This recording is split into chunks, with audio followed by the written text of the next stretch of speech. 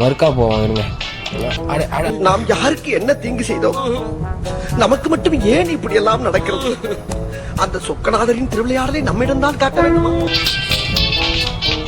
அத்தானே, நாம எந்த வம்பு தும்புக்கு போனோம்? அந்த இதை மட்டும் பிடிச்சிட்டா போதுங்க. பிடிக்க முடியலையே. ஐயோ, போச்சு போச்சு. வீரப்பா வசனம் பேசி ஈழத்தான் விழுறோம். அது திருப்பியும் போச்சா? அது சரி.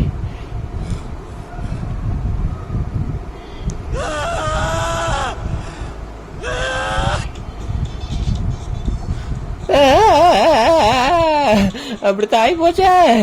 திருப்பியும் வந்து போயிட்டேன். நம்மளால முடியும். போயிடலாம்.